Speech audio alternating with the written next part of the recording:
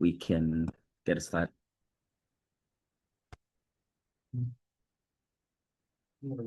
Morning. Okay. You can share the screen. I have already made you the co-host. You can share the screen. Okay. Can you see my screen? Yes, it's coming. Yes. Right. Make it full Okay. screen. Yeah, it's okay now. All right. All right. Thank you, everyone, for joining this talk. It is my pleasure. Also, thank you, Professor Tia, for the invitation as well. So today, due to the topic is about low resource NLP, I'm giving a talk on illusion of inclusion, how LLMs misrepresent African language and culture. As has already been introduced from Imperial College London and also Google DeepMind Fellow at in London and DeepMind. So a bit about myself. I'm from Nigeria. I did my bachelor in Nigeria, moved to Manchester, did my master's, moved to Portugal, did my PhD, University of Porto, and now back to London at Imperial and Google DeepMind. My research interest is basically computational social science, sentiment analysis, it's speech. I basically did my PhD in sentiment analysis in Portugal. I'm also interested in low resource languages, which actually all of African languages, which are over 2,000 languages, are low resource. So I'm involved in many initiatives to create language and also multilingual NLP. These are my current research interests. I'm also involved in mentoring and building, assistant professor at Africa Institute of Mathematical Science in Cameroon and South Africa. Also co-founder of Academy at Nigeria, House NLP and as well. So today, just giving it to decade, talk about these three things, the journey for African NLP, and then also talk about the illusion of inclusion, how LLMs, they say, okay, we have many African languages in this model. However, these languages doesn't make any sense. You cannot see any improvement compared to that. And then finally, I will talk about some of our selected work in this field. So as you can see here, we have seen, the research in the global south, things have been improving significantly. Yeah. We have all of these language models. So not only in Africa, but also over the world. You can see this is one of magazine, science magazine that talk about one of my work about how OpenAI mangles African languages. And we people, volunteers, are taking the shape to make sure that the LLMs understand these languages. Just to give you one free example, one of the example. One of my friend went to Facebook. As you know, you may have experience when you go to Facebook and you post maybe a local language, maybe in Hindi. Facebook will automatically translate it to English. So he posted something Musa Mikarua, literally meaning we got a new baby, but the Facebook translate that one, we got a prostitute. So you see, this is a kind of misrepresentation, even in language translation, not even the culture.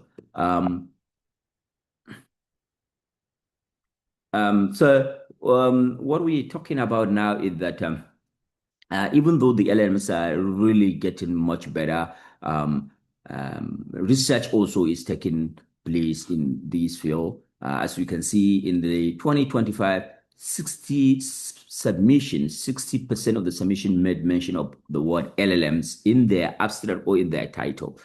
And, African languages, we have over 2,000 out of 7,000 plus languages in the world.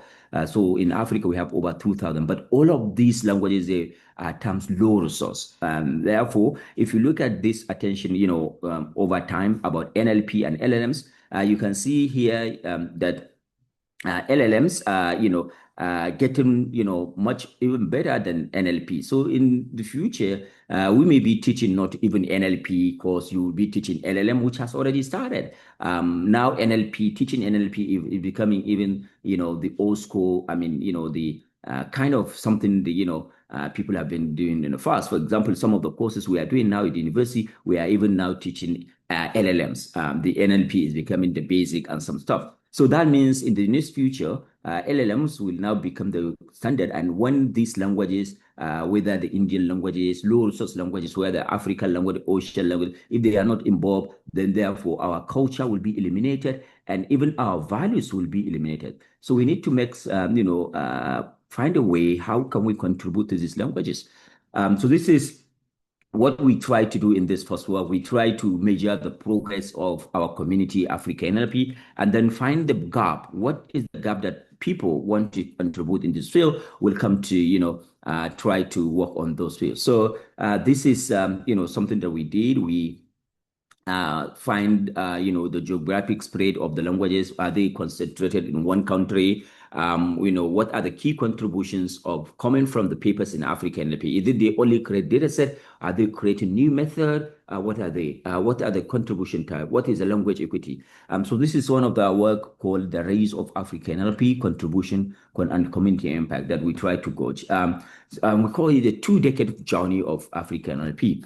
And what we basically do, if you look at it here, you can see in 2007, there are a few papers in Africa NLP that relate to Africa NLP. But today, into last year, 2025, you can see we have over close to 2,000, papers from Africa. In fact, even the authors have increased significantly. That means Africa NLP community is growing, from few papers to over 400, to also 2,000 contributors, we can see. So that means there is a progress in how the community is involved in creating whether data set, creating method, and much more than that.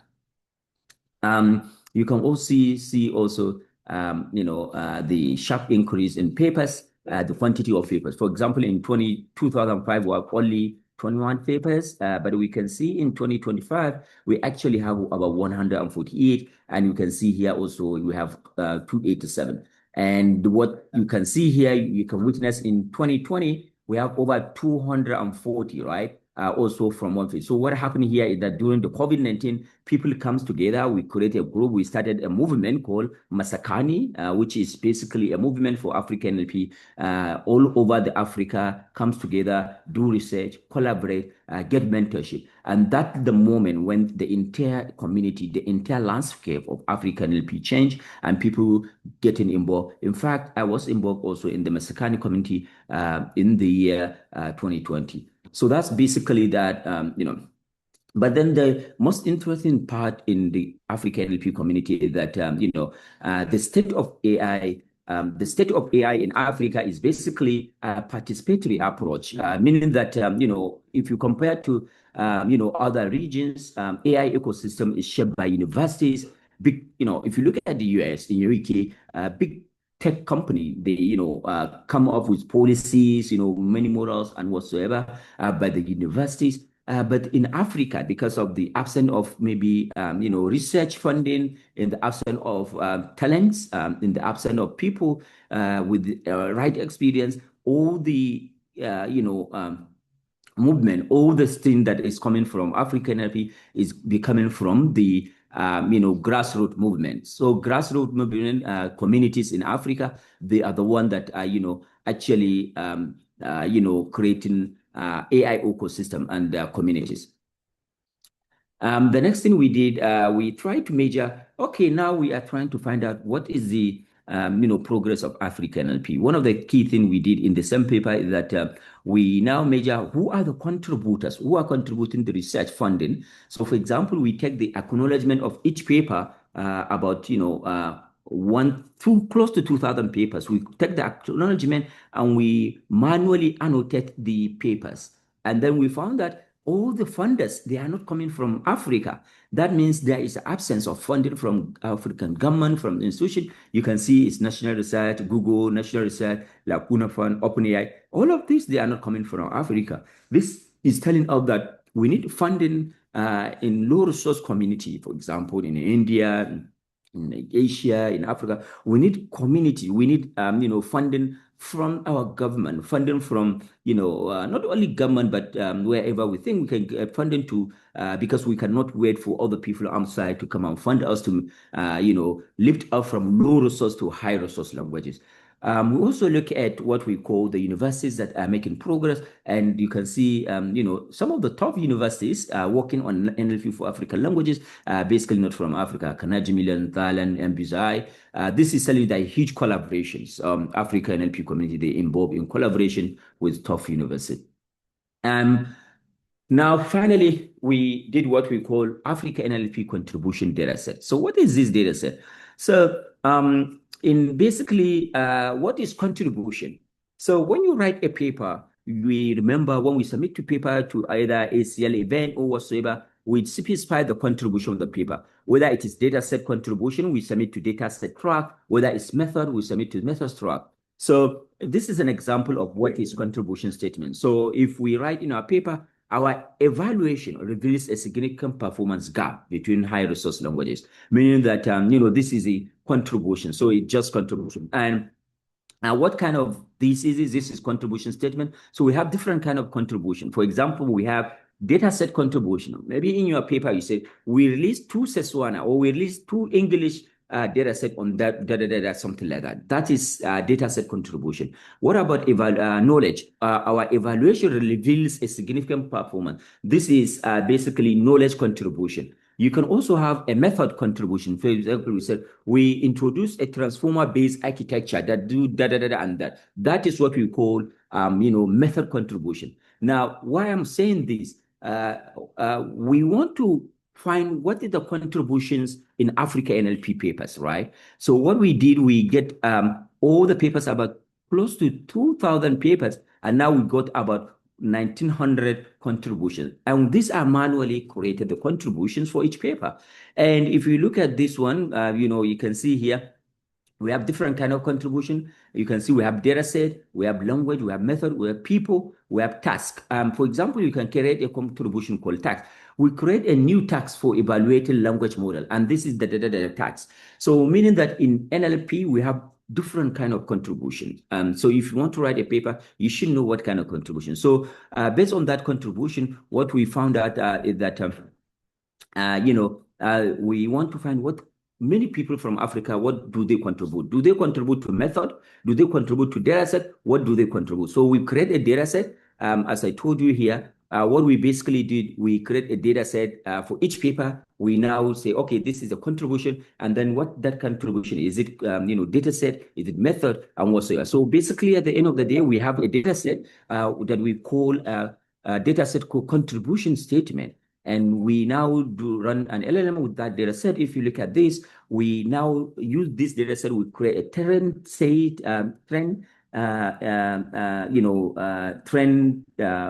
We divide the data set into 3. We have test, evaluation set, and trend set. And then we, do automatic classification. We train, do that.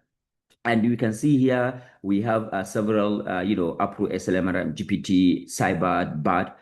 Here, we try to automatically, classify the contributions for each data set. And what we found out is that, here, if you look at this one here, we found that Cyber and Apro perform best across most contributions. You can see here, because Cyber is scientific based, model. We found that, it has a high performance. You can see, the method, the tags, we have this, but we also found that the Afro SLMR, because this is a language model from African, you can see here that the Afro SLMR is good at detecting people, and also the data set, because the data set, Afro SLMR was trained on African data set. So in all, what we contributed in this way is we create a data set called contribution data set that you can automatically use to classify NLP research contributions. But yet, we can see here there are a lot of progress in African NLP, but yet, this progress has been an illusion. Even though we have seen a lot of data sets have been created, but this inclusion is at, periphery, meaning that this inclusion does not actually reflect in the real scenario when you use LLMs, meaning that we still have gaps. That's why, I present you what we call the illusion of inclusion, that I call a triple gap. Why LLMs are not currently good at African output. One of them is pre-training data, which is actually biased and noisy. Another one is, evaluation data, which is basically inaccurate and unreliable as well. And we have culture missing, meaning that the current LLMs actually does not support our, languages, meaning that the cultures are not involved in the language models that have been pre-trained, even the, not only even pre-training, but also sometimes the language model are not safe, meaning that, they are not well aligned to our culture. They are aligned to Western centric culture. They may not actually reflect, for example, Indian culture, low resource culture. So this is one of the triple gap I might mention that I will take one of them to talk about. So the first one is pre-training data, which is biased and noisy. Now, what happened is that most multilingual corpora that I used to pre-train a language model, MC4 or others, they contain few amount of data from African languages, less than 1% of African data. So that means if we have language models trained on less than 1% of African language data, in which this African language data, we have over 2,000 languages out of 77,000 languages in the world. What do we expect? Obviously, this language model will not be really good on these languages. And another problem is that even those 1%, they are noisy and domain limited as well. And often, sometimes they are translated or duplicated, meaning that they got English data and now automatically translate the data to, one of, for example, my language, Hausa. If you do automatic translation, we already know that translation actually lose, if we translate from one, from one sentence, one culture to another, we know automatically we lose the cultural thing that is, inherent in the language. But because the language also involves the culture, it's not only we use language to communicate, but also the language carries our own culture. The language also carries our own value. So translation actually, in a way, misrepresent culture, and also some data are duplicated. In that way, if we have this situation, then African languages become statistically invisible in LLM pre-training, and obviously they will perform poorly at the end. Now, if we look at this pre-training data from Common Crawl, you can see here, for example, 49%, 45% English data. So if you don't know what is Common Crawl is one of the biggest archive on all the internet archive data on the internet. You can see the percentage, the distribution, for example. English has 45%, German 5.7, French 4.7, other European language, they have 19, Russia and something like that. You cannot see African language. For example, here we have Arabic 0.6, other Asian 5.2, but all others, here we have 0.05, all others. Who are the all others? All others means African languages falls into 0.05% within the all others. This you can see, obviously African languages must not be good in this, in LLMs that are used to be pre-trained in African language.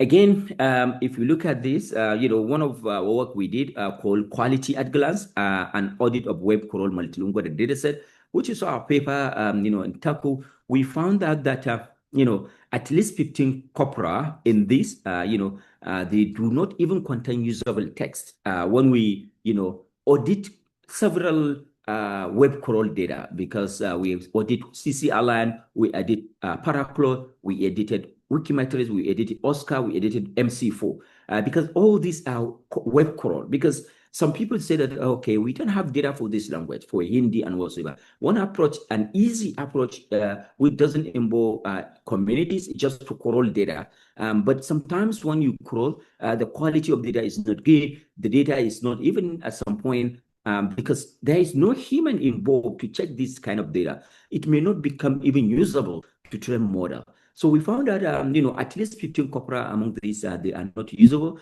And some of them, 50%, they are not of good quality to be accepted as well to even pre-train a language model.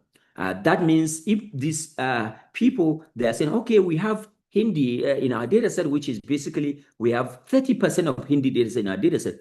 And a lot of people in the community say, okay, oh, we have huge amount of data set, 30%, and then no need for us to create a data set. Let's just take this data set, existing data, and now create a new model, pre-train a new language model with that. That means they prevent other people from creating a quality, high quality data set, and they are using a garbage data set. That is what we call representation washing. And that means people in the community feel there is a progress and equal quality. However, that progress is not of high quality. So the problem is that this kind of message that's, a lot of community, they are pushing that we create this kind of high quality data set. And if you go deep down, you find that these data sets are not of high quality. This effort could result in productive being redirected away from these languages and, assume that this issue has been solved. So this is one of the issue of, that we have. Again, pre-training bias. Africa has about languages have about 23 writing systems. So we have many, many writing systems, but only 3 languages, script appeared in all the current model we know. So you see, if you have a language model or your tokenizer is not directed to the particular language, and therefore there will be an issue. So that means missing script, we're gonna have broken tokenization and lose the meaning and semantic, meaning. So this is one of also again about that. So that's basically about the data set. The noisy data set. One of the great things for us low resource community is that we make sure that we have high quality data. We shouldn't just take a face value of any data that comes to us as it is of high quality. Go deep into the data. Don't just use it blindly, or did the data before you train your model. You may have conduct some experiment with a particular data, and your result is not as you expect. So one of the key things is the data you are using. You are not the one that create the data. Deep down inside the data is not of good quality, and we already know that garbage in, garbage out. So this is one of the key message that we need to ensure that high quality data is being used in our work. Another thing is evaluation data is inaccurate and unreliable. So this is one of the work we try to do, not only even the data that you use to pre-train, but then at the same time, the evaluation data at some point, they are becoming not of high quality. Why? Because of this is most of the evaluation data, they are machine generated, and therefore, we will not put our benchmarking on this kind of data. So one of the example we is this. You might know Flores data set. Flores data set is evaluation data set for machine translation, and a lot of language, more than 100 languages. And in fact, there are many Indian languages, I believe, in Flores data set. What we did basically, we take this Flores evaluation data sets for machine translation, and we take some African languages, and we manually audit again.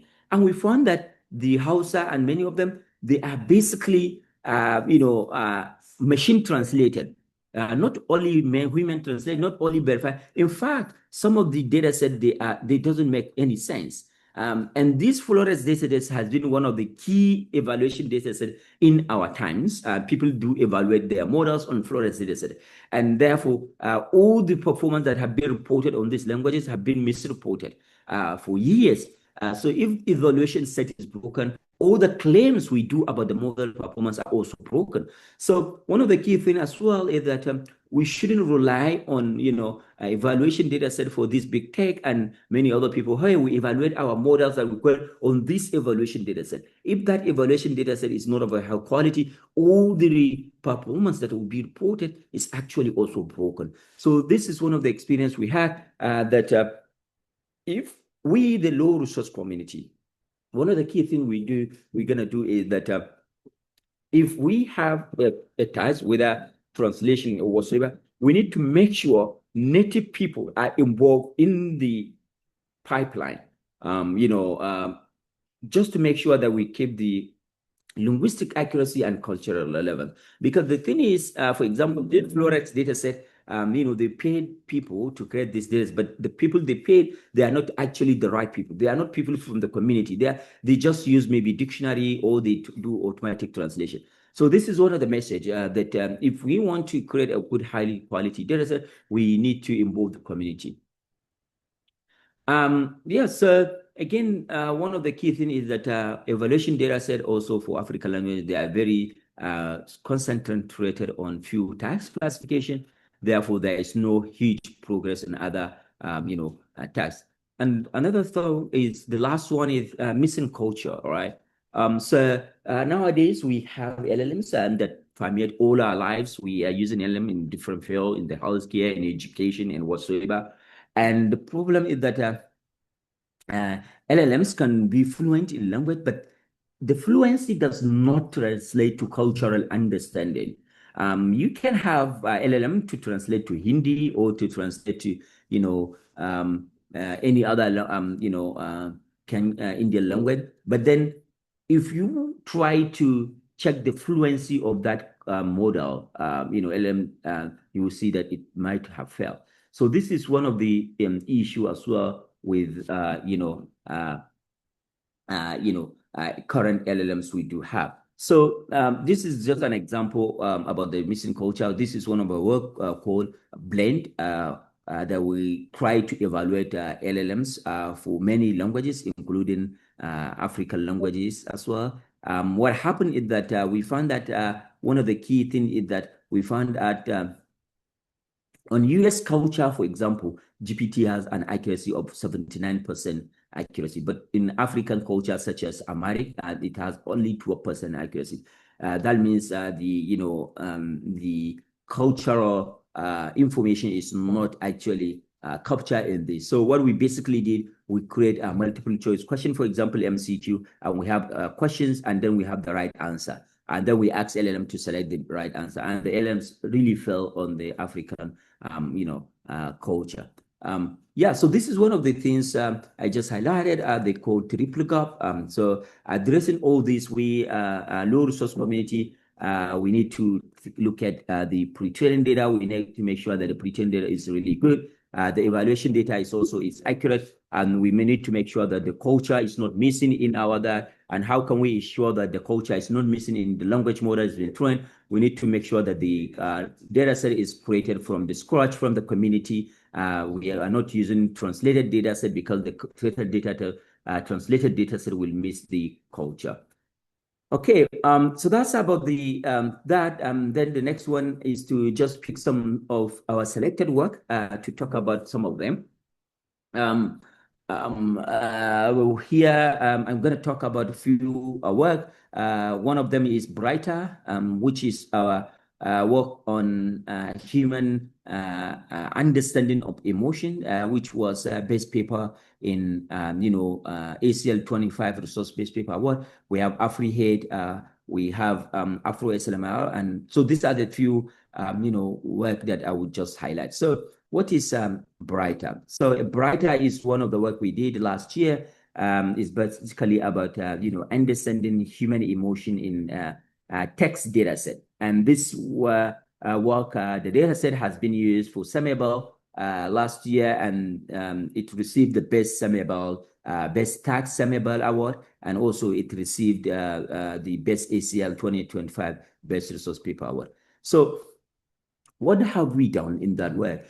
We know that human communication is deeply emotional.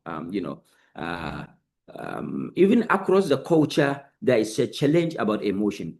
Something that is, emotion, positive in one culture may not be negative in another culture. So the emotion, is basically perceived across different culture. One of the things we did is that we focus on what we call perceived emotion. So given a text, what emotion most people will think the speaker may be feeling, given a sentence, given a just sentence, what kind of emotion do we think an author has been feeling? So this is the kind of things we did. We collect data set from several sources, from social media, from books, and whatsoever, a lot of sources, and we try to basically understand the emotion across this text.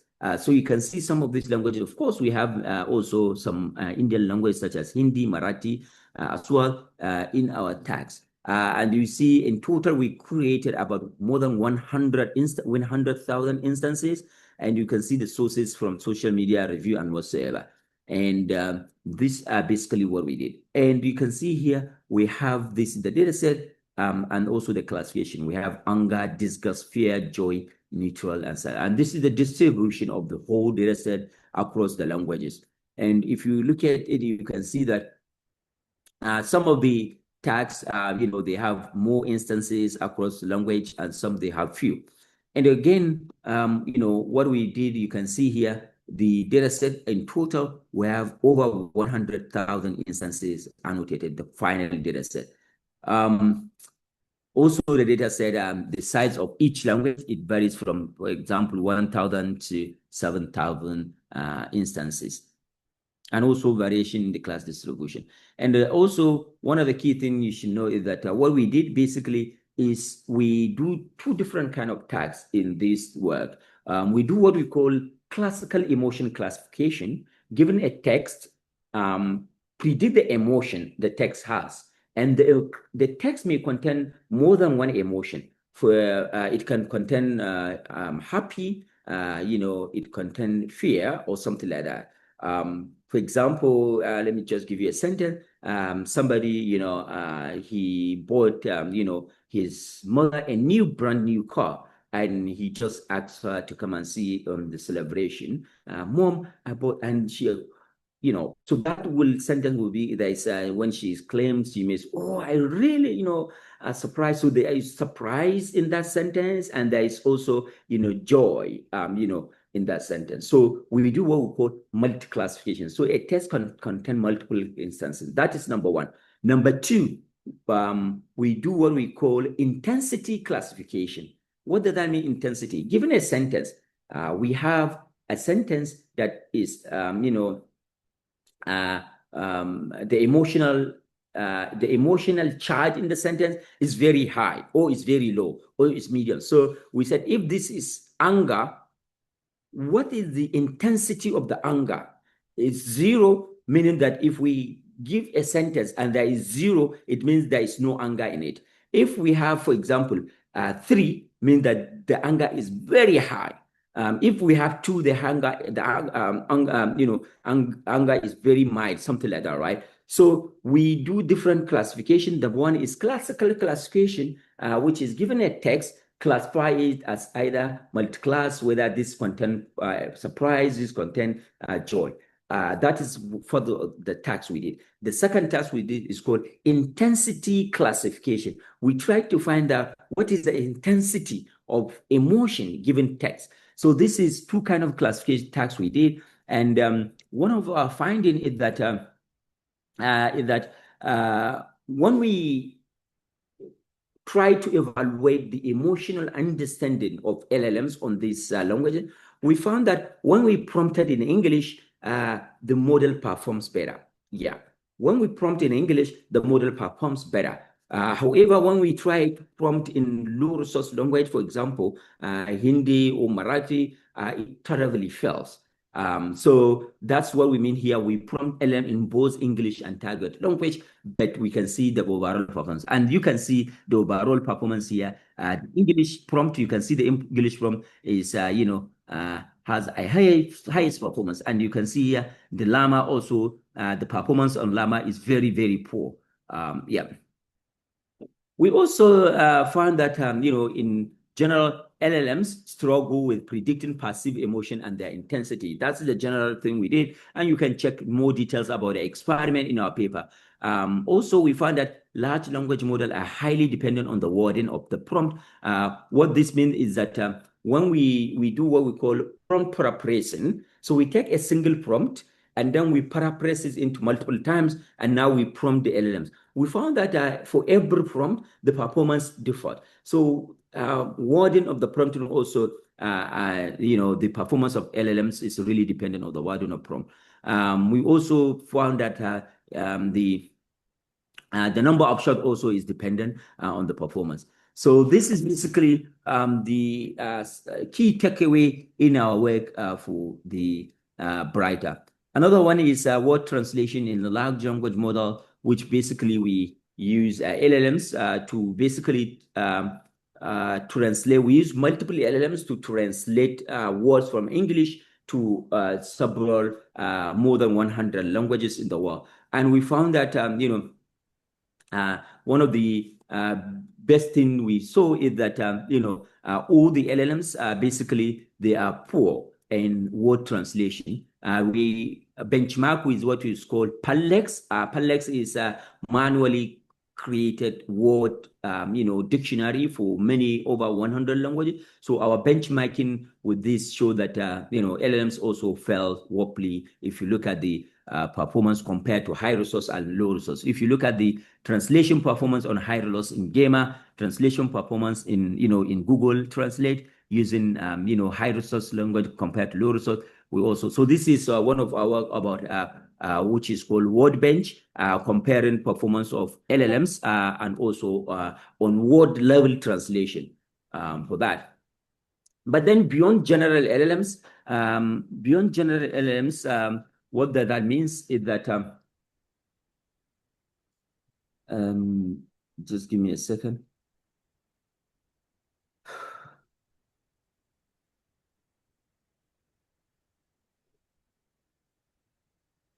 Okay, so beyond general LLMs, now despite the fact that we found that the general LLMs, they are not really good in our culture and whatsoever, we try to do something to see how continual pre-training can this still work in our stuff. Can continual pre-training on LLMs, beat the current state of that. So what we did here is that we now find that general LLMs, for example, they have poor representation of African languages. So we said, okay, let's take something and do what we call continual pre-training. So a continual pre-training, as we already know, is we take a language model that has been trained on several languages, for example, and now we continue training it on our cultural data, for example, on African language data. So we create a language model called AfriSocial. AfriSocial. So what AfriSocial means? So AfriSocial corpus, we create the first one called AfriSocial corpus. What it entails is that it covers 19 African languages, and the data covers social media and news articles, and we have over 1 million tokens, spanning public discourse and many things. So we create a data set called AfriSocial, and this AfriSocial is mainly data set for African language. It contains a lot of cultural understanding of African language. It contains a lot of nuisance of African data set. And now we use these data sets to do what we call continual pre-training. How do we do continual pre-training? So we take,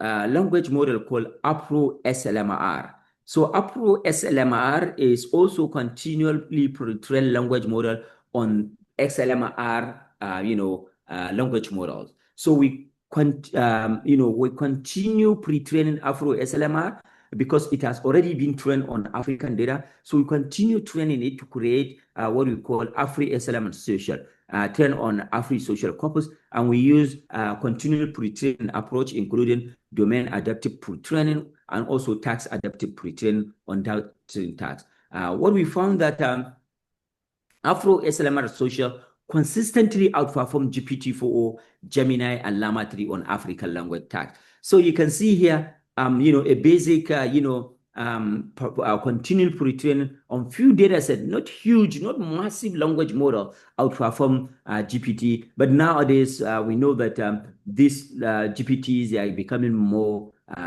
performant. They are becoming more that the performance is increasing. But when we did our work here last year, we benchmarked again GPT-4 and Llama 3, and AfroSLMR consistently outperformed them.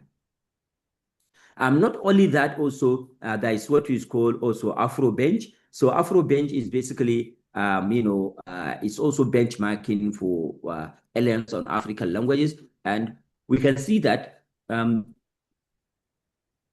they reported here that fine-tune Afro SLMR, AfriTaba, NLB, outperform LLMs as well, GPT and all this one. That means that when you fine-tune your language model, in case of African language, we found that fine-tuning even beat this bigger model. What this is telling us is that the bigger is not always the better. When you have a big model, it's not always the better. Look at your context. Look at your scenario. Are you going to use this large language model, which do not actually work well on your culture, or are you going to create your own domain-specific data set in your language and now do continual pre-training, or you are create your own domain-specific language model that works on your own? So this is basically one of our stuff. Okay. What we can say is that scaling is not basically, is not enough. Meaning that scaling is not enough. We always say that we scale the languages, we scale the data, but scaling is not enough. Yeah. The real roadmap to progress in low resource community, we must not begin with parameter inflation. Like, we create, 1 billion parameter model, we create 2 billion parameter model, 3 billion parameter model. No, scaling the parameter of language model will not actually solve the problem. What we think will solve what we actually think is not that to create 2 billion, 3 billion, no. What we actually think is that, we need to come together. The first thing we think is that before we scale up, we need to, we must scale up languages, before we scale up, the parameters for model, we must scale up language. So for high resource community, English, German, French, let them scale up the parameters. Yes, the more you scale the parameters, your language model will become better. But again, we must not follow that route for only scaling in our own scenario, because we come from low resource community, and low resourceness does not mean scaling will give us a better performance. We must scale our languages, create more data set, and then we can.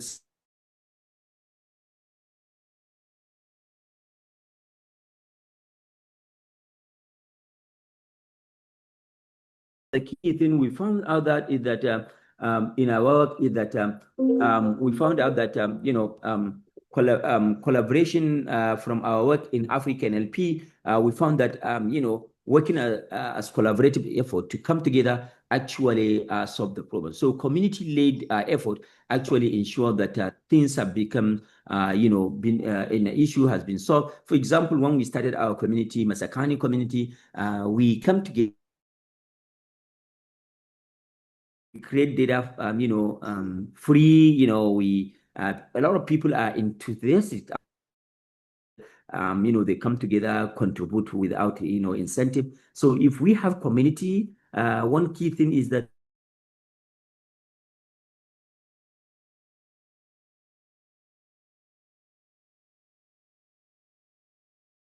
our language, we build the capacity.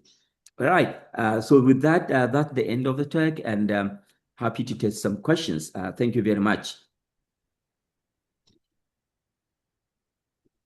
Hello, any questions? Participant, you can unmute yourself. You can ask question to Dr. Shamsuddeen. And lots of work he's doing. He has collaborated with many organizations. Okay, anyone wants to work, start working in anything, you can also contact him directly, or through me also you can contact. I have also got chance to work with him in a paper, and I have also many plans with him also. His friend Idris and Basir also. Basir is here. I think just now I called Basir to join the session, and he knows you very well. He's from Nigeria, Yobe University. Oh, okay. Basir, are you here?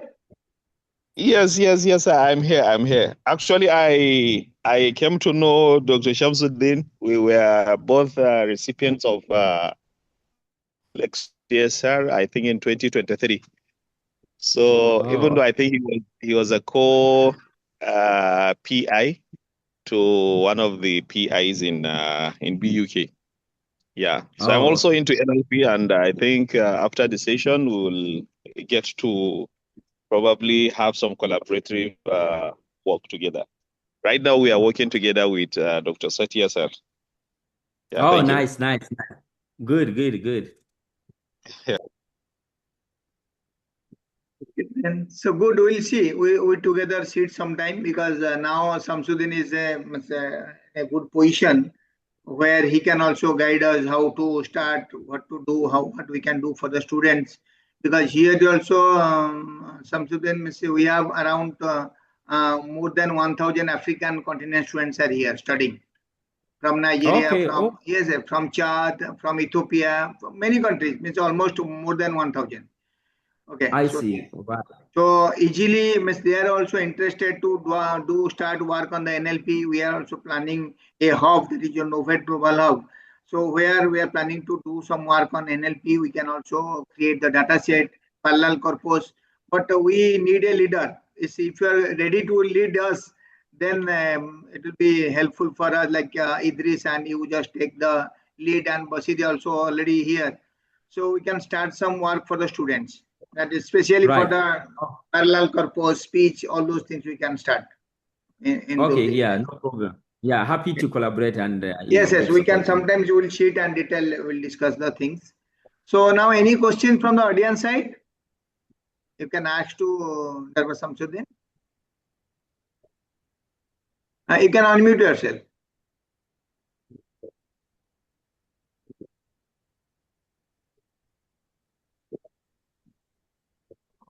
Okay, I don't think so. So anyhow, Okay. Dr. Shamsuddin, thank you very much. In future, if anyone wants to collaborate with us, then definitely through me or directly he can contact you. So we'll All right. sometimes in a week we'll sit together with Basir. And Idris also I'll ask to come to the meeting. Okay. All right. Thank you. Okay. Thank Thank you. you. Thank you very much. Bye. Bye.